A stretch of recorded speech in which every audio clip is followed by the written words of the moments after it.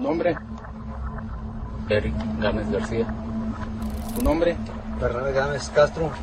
In the cartel world, anything can be seen as betrayal, and betrayal leads to the worst punishment imaginable. The story of Felix and Barnabas is truly tragic. They weren't ruthless kingpins, they weren't even rich, which is what the cartel promises you when they hire you. Me pagaron muy poco, no me pagaron mucho. La última vez que fui, me dieron 300 pesos.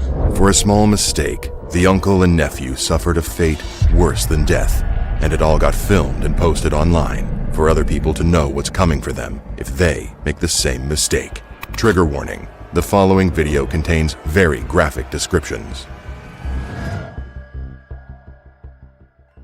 To understand the heartbreaking context of this case, we have to look at the way poverty and cartels are interlinked. On the one hand, poverty rates in Mexico have led to many people joining cartels. Today, over 52 million people in Mexico live in poverty. In a country of 126 million residents, that's a lot.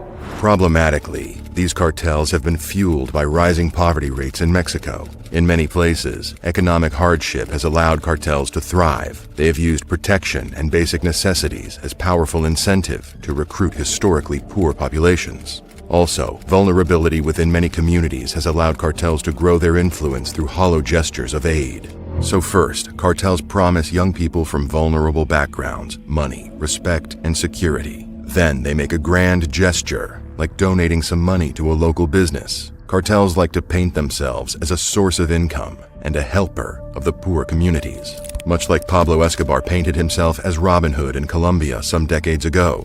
While he unalived people by the thousands and made billions every year, he built a football pitch and claimed he was the country's savior. I'm sure you can see the irony, but for so many people living in poverty and constant worry, gestures like this can be confusing.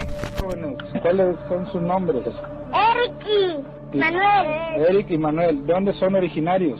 De Reynosa, Tamaulipas. ¿Qué piensan hacer? Vamos a hacer del Cartel del Golfo. El Cartel del Golfo. ¿No quieres estudiar tú, joven? No, eso ya es para niños chiquitos. ¿No te importa el estudio? No, nada. It's sad to see children as young as these two, completely unaware of what happens once you join a cartel. ¿Cómo te llamas? Edgar, de Lugo. ¿Cuántos años tienes? 14. ¿Dónde te detuvieron? ¿Dónde te agarraron? Ahí en el aeropuerto. ¿A los cuántos años empezaste a ejecutar? Los 11. ¿Tú eres el que sales en el video golpeando a un sujeto que está colgado en una casa? Sí. That's right. The promises are all lies. Instead, you're made to do unimaginable things to other people. That way, you're quickly desensitized and easily brainwashed into the perfect sicario.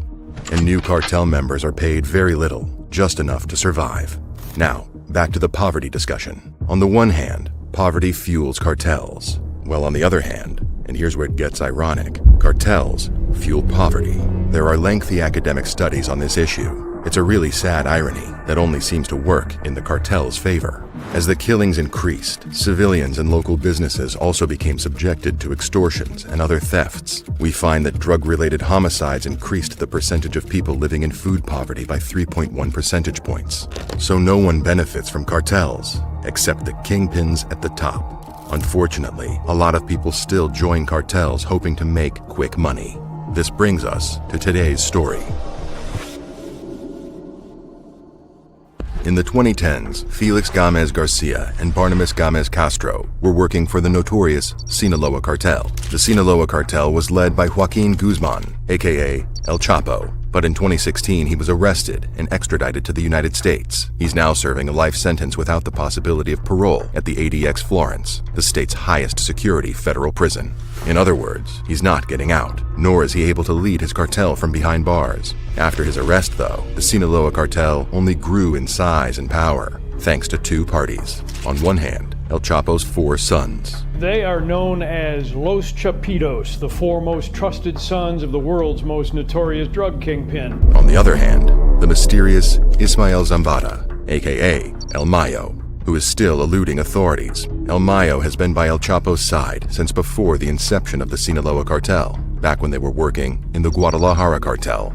Now there seems to be a fair amount of rivalry between El Mayo and Los Chapitos, with El Mayo keeping a super low profile and Los Chapitos flaunting their wealth on social media. But in January 2023, Ovidio Guzman, one of the Chapitos, was arrested and served a life sentence. But no matter how many kingpins the authorities get behind bars, the Sinaloa cartel continues to be a huge money-making force that attracts thousands of people every year and unalives thousands of others.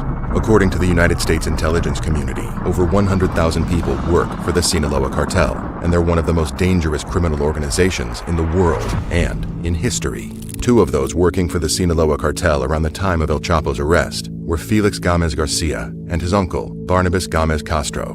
One day, Sinaloa sicarios snatched them up and took them to a safe house. Sadly, we all know what these safe houses mean by now. The two men were subjected to brutal violence, stripped and put against a wall in front of a camera. Nombre? Eric Gámez García. Tu nombre? Bernardo Gámez Castro. First, the two were interrogated about their work for the Sinaloa cartel. Felix once went by Paulino and sold narcotics in Phoenix, Arizona. But in June 2011, age 26, he was arrested and charged with dangerous drug possession for sale. Eventually, he was deported back to Mexico. However, this wasn't a wake-up call for Felix. Once home, he became even more entrenched in the Sinaloa cartel. He was thus tasked with carrying messages to and from El Cholo. El Cholo was the kingpin of the Nueva Plaza cartel, a smaller cartel supported financially by the Sinaloa. El Cholo's is another shocking story of betrayal.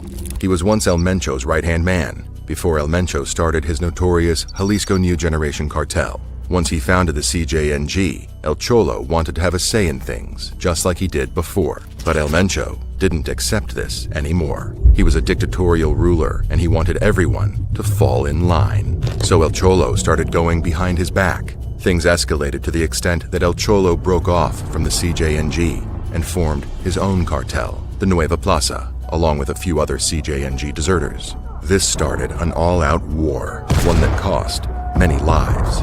Desperate to win, El Cholo sided with the Sinaloa cartel, the only cartel richer and stronger than the CJNG. In 2020, El Cholo's body was found, wrapped in plastic bags, on a bench in a public park. Two signs were stuck to his body with knives. One of them read, "The traitor, El Cholo." This is just to give you an idea of how cartels deal with people they consider traitors. Now, back to Felix and Barnabas. Once Felix was done with his story, the sicarios moved on to Barnabas with the same question. What were his ties to the Sinaloa cartel? Barnabas said that he started working for the cartel through his nephew Felix, but much like his nephew, he had never taken a life. In fact, Barnabas had an even lower responsibility job compared to Felix. Barnabas said he was an errand boy for El Cholo. At the time of his capture, he was working on getting a 3/4-ton pickup truck released after it had been confiscated by law enforcement. In the past, he'd taken radios to a colonel the Sinaloa had on their payroll. Here's the real tragic twist. Me pagaron muy poco, no me pagaron mucho. La última vez que fui, me dieron 300 pesos. 300 pesos is about $15, or 10 pounds. Barnabas risked his freedom, his life, and the lives of his family for $15 errands.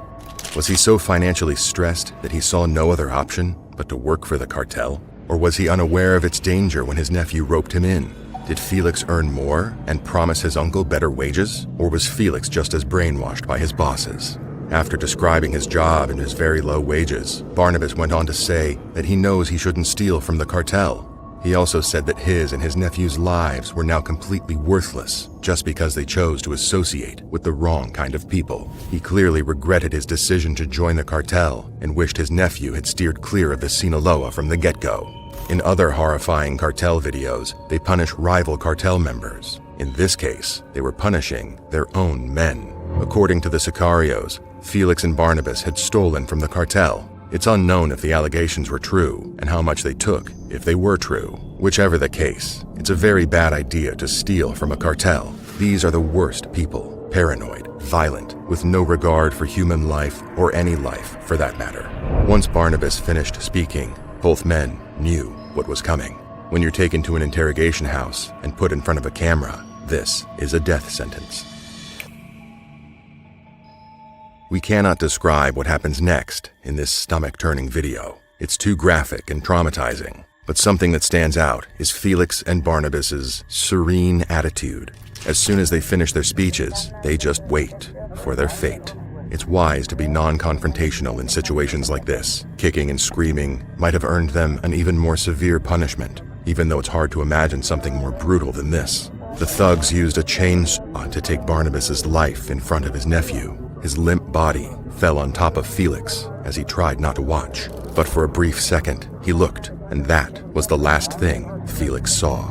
For Felix, the Sicarios switched the chainsaw for a machete. In their eyes, Felix deserved the harsher punishment, as he was more responsible for stealing. While Barnabas died in under 10 seconds, Felix passed away after an excruciating 2 minutes.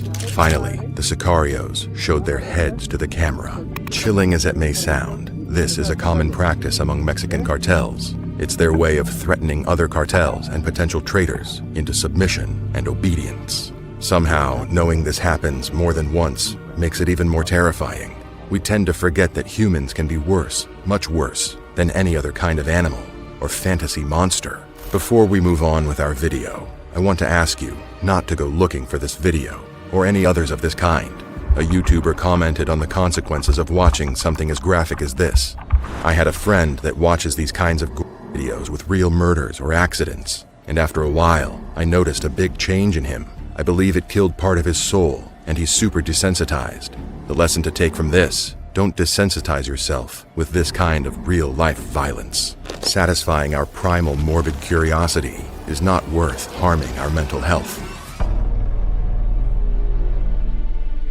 Authorities are working hard to stop cartels like the Sinaloa and the CJNG, but the brutal reality is that as long as there's money to be made from the narcotics trade, there will be people like El Chapo and El Mencho and everyone below them. Remember how poverty fuels cartels and cartels fuel poverty. It's interesting to note that Pablo Escobar, El Chapo, and El Mencho all started from impoverished backgrounds. Poverty and a burning desire to escape their condition led them into a violent world where they seemed exceptionally proficient.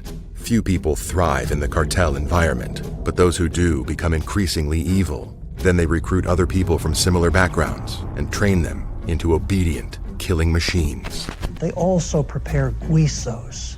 These are stews where you take a member of the family and you put them in a pig boiler and you put gasoline on them and then you set a match to them. In the cartel world, it truly seems evil has no limits. And according to The Guardian, in 2023, Mexican cartels are the 5th largest employers in the country. Authorities say the best way to reduce violence is to cut membership. But how do you convince someone to leave the cartel when they believe it's their only shot at getting rich? And can you even leave a cartel without earning yourself a death sentence? These people have usually seen videos like Felix and Barnabas. They probably won't be looking for trouble with their own cartel anytime soon. The number of homicides in Mexico more than tripled between 2007 and 2021, when the government reported 34,000 victims, or nearly 27 victims for every 100,000 inhabitants, making it one of the deadliest countries in Latin America. Here's another thing. The Sinaloa and the CJNG are Mexico's most powerful cartels today, but there are so many others. And if authorities would somehow manage to reduce one of the big ones to ashes, it would probably crumble into several smaller ones. On a national level, 2 organized crime groups, the Sinaloa Cartel and the Jalisco New Generation Cartel, battle for domination. But analysts have identified 198 armed groups in Mexico, many of which are subcontractors to bigger players, but also undertake local turf disputes. According to analysts, curbing cartel recruitment is difficult for another reason. It's hard to determine who works for a cartel. It can be very difficult to say who is a member of a cartel and who isn't. What about a politician who receives money, or someone who cooperates with the group just once? Trying to end recruitment and existing ties with cartels is a groundbreaking theory. If cartels cannot recruit, then they cannot replace their losses, then they cannot keep fighting each other. If the Mexican government is able to apply this, it might be the first real chance at ending giants like the Sinaloa and the CJNG. But it'll be a while before we're able to see the results. Let's just hope that one day, no one will have to suffer the fates like Felix and Barnabas. Thanks for watching. What are your thoughts on the Sinaloa cartel? Can this cartel ever be brought to its knees? Let me know in the comments section. And before you go, don't forget to give this video a like and subscribe for more. See you next time.